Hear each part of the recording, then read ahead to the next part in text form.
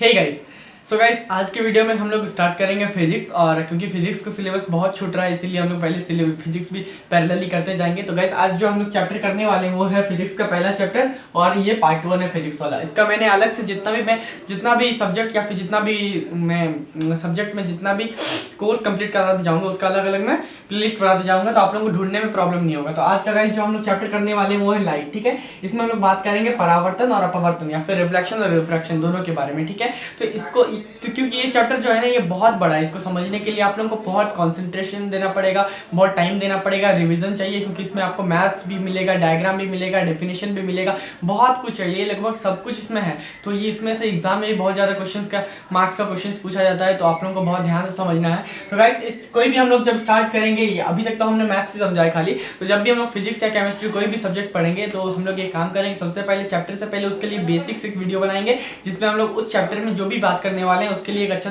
छोटा सा वीडियो बना देंगे ताकि आप लोगों को क्लियरली समझ में आए किस तरह से हम लोग ओवर द पूरा चैप्टर कैसे हम लोग जाने वाले हैं। ठीक है गाइस, तो सबसे पहले चैप्टर में हम लोग बात कैसे करेंगे, तो इसको इस तरह से पढ़ेंगे ताकि जब हम रिवाइज करें इस चैप्टर को तो वो रिवाइज करने में भी हमें बहुत ही आसानी हो। ठीक है, तो सबसे पहले हम उन टॉपिक्स को लिख लेंगे जिन टॉपिक्स को हमें पढ़ना है एग्जाम के पर्पज से और जिन टॉपिक को पढ़ना है हमें सिर्फ नॉलेज के बेसिस पे। ठीक है, दोनों को हम लोग अलग अलग पढ़ लेंगे, मतलब कि साथ ही में पढ़ेंगे पर बीच बीच में मैं बताते जाऊंगा कि कौन एग्जाम के पर्पज से भी इंपॉर्टेंट। ठीक है, तो उसको ध्यान से समझना है कि कौन सा एग्जाम के पर्पज से भी इंपॉर्टेंट है। तो हम लोग स्टार्ट करते हैं इस चैप्टर को और सारे टॉपिक्स को मैं लिख लेता हूं, आप लोग स्क्रीनशॉट ले लेना या फिर लिख लेना जो भी आप चाहो, क्योंकि उससे क्या होगा फायदा वो हम अभी बात करने वाले हैं आगे।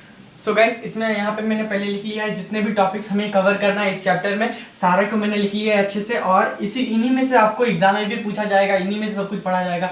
ठीक है, तो सबसे पहले हम लोग जानेंगे प्रकाश का। गाइस आप सबसे पहले इसको नोट डाउन कर लो, स्क्रीनशॉट ले लो, क्योंकि मैं एक एक टॉपिक को बोर्ड पे बताते जाऊंगा तो सारा लिखते हुए बताना मतलब पॉसिबल नहीं है। ठीक है, तो आप लोग इसको लिख लेना और एक एक करके हम लोग टॉपिक को कवर करते जाएंगे और आपको जहां भी कुछ भी समझने में भी प्रॉब्लम होता है तो प्लीज आप कमेंट डाउन करना, मैं उसे रिजॉल्व करूंगा। ठीक है, तो सबसे पहला पॉइंट है हमें पढ़ना प्रकाश क्या है, मतलब लाइट के बारे में पढ़ रहे हैं, प्रकाश चैप्टर के बारे में पढ़ रहे हैं तो हमें पता होना चाहिए कि लाइट क्या है। उसके बाद पढ़ेंगे प्रकाश के जो प्रॉपर्टीज होते हैं उसके बारे में पढ़ेंगे, फिर हम उसके रिफ्लेक्शन या फिर परावर्तन के बारे में पढ़ेंगे कि परावर्तन होता क्या है, क्यों होता है, कितने प्रकार का होता है, इसका जो नियम है द लॉ ऑफ रिफ्लेक्शन वो भी पढ़ेंगे क्योंकि एग्जाम के बेसिस पे ये बहुत इंपॉर्टेंट है और ये हमें रियल लाइफ फिनोमेना में भी बहुत काम आता है। तो आपको समझना पड़ेगा अच्छे से कि परावर्तन का नियम है, फिर लॉ ऑफ रिफ्लेक्शन होता क्या है। उसके बाद पढ़ेंगे लोग टाइप्स ऑफ मिरर या फिर दर्पण के बारे में, समतल दर्पण, प्लेन मिरर, गोलीय दर्पण इसको बोलते हैं कर्व मिरर, और परावलयिक इसको हम लोग बोलते हैं सिलिंड्रिकल मिरर। ठीक है, हमें बहुत सारे पढ़ना है, इलिप्टिकल भी बोलते हैं, आप लोग जो भी बोलना चाहो। ठीक है,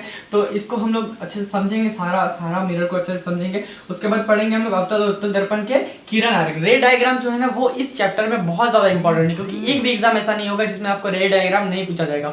रे डायग्राम तो मैंडेटरी है, बिल्कुल ही पूछा ही जाएगा, वेरी वेरी इंपॉर्टेंट है, मतलब हर बार आएगा। और इसको समझने के लिए हम बहुत अच्छा एक ट्रिक बताने वाले हैं जो आप कभी नहीं भूलोगे अगर कुछ रिविजन कर लोगे। उसके बाद हम पढ़ेंगे न्यूमेरिकल्स, किसके लिए, अवतल और उत्तल या फिर कॉन्केव और कॉन्वेक्स मिरर के लिए हम लोग पढ़ेंगे न्यूमेरिकल क्वेश्चन। जितना भी होंगे एग्जाम में, जितना भी पूछा जाता है कि मतलब वस्तु की दूरी दिया हुआ है, फिर प्रतिबिंब की दूरी, आपको फोकस दूरी बताना है, इस तरह से बहुत सारे क्वेश्चंस पूछे जाते हैं, हम लोग उसको समझेंगे अच्छा से, काल्पनिक, वास्तविक, रियल और सारे तरह का हम लोग सब कुछ पढ़ेंगे। उसके बाद हम लोग पढ़ेंगे आवर्धन के बारे में, तो आवर्धन हम लोग पढ़ेंगे क्या होता है, क्यों होता है, इसका एसआई मात्रक क्या होता है, इसका फॉर्मूला क्या होता है, एग्जाम में कौन सा क्वेश्चन आने वाला है। फिर अपवर्तन पढ़ेंगे जिसको हम लोग रिफ्रैक्शन बोल रहे हैं क्योंकि चैप्टर में परावर्तन और अपवर्तन यही दो पॉइंट को हम लोग अच्छे से पढ़ना है। उसके बाद पढ़ेंगे लेंस के बारे में, मिरर और लेंस, ये दो चीज के बारे में जो रियल लाइफ फिनोमेना में बहुत यूज होता है उसके बारे में पढ़ना है हमें। उसके बाद न्यूमेरिकल्स करेंगे हम लोग, लेंस जुड़ा हुआ, और उसके बाद हम लोग संख्यात्मक प्रश्न जो है, लेंस इजी है दोनों, मतलब मिरर और लेंस दोनों का ही बिल्कुल सेम ही होता है, बस थोड़ा बहुत माइनस प्लस में डिफरेंस है। ठीक है, उसके बाद पढ़ेंगे हम लोग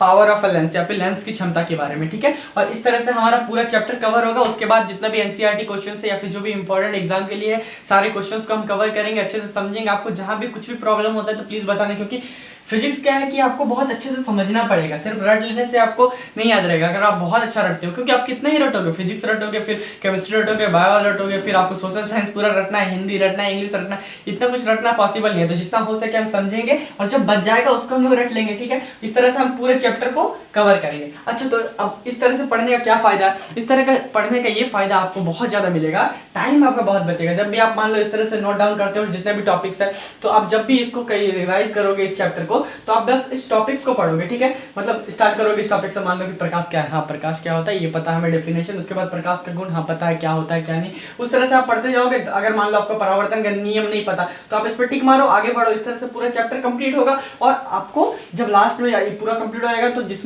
पे टिक मारा रहेगा आप समझ जाओगे कि वो क्लियर नहीं है, तो उसको एक बार और क्लियर कर लोगे। इससे बहुत जल्दी रिवाइज होता है और आपका टाइम बहुत ज्यादा बचेगा। अगर आप बुक को लेकर पूरा रिवाइज करोगे तो क्या होगा कि बीच में कुछ एक उलझुल चीज को आप टॉपिक मिल जाएगा, आप उसी में अपना टाइम वेस्ट कर दोगे। इसी के लिए आप लोगों को बस टॉपिक्स पे ध्यान देना है, ठीक है। और यही बताना था पहले वीडियो में बेसिक्स के बारे में, और अगले वीडियो से हम लोग स्टार्ट करेंगे इस चैप्टर को भी। और मैथ्स जो पैरेलली चल रहा है वो चलते रहेगा, ठीक है, उस पर टेंशन नहीं लेना है, और हम लोग कवर कर लेंगे सिलेबस, टेंशन मत लो। सो गाइस, अगर वीडियो अच्छा लगा तो प्लीज लाइक करो, शेयर करो, सब्सक्राइब करो, अपने दोस्तों को दिखाओ, ठीक है। और नेक्स्ट वीडियो में मिलते हैं, तब तक के लिए बाय। ध्यान रखो अपना, खुश रहो।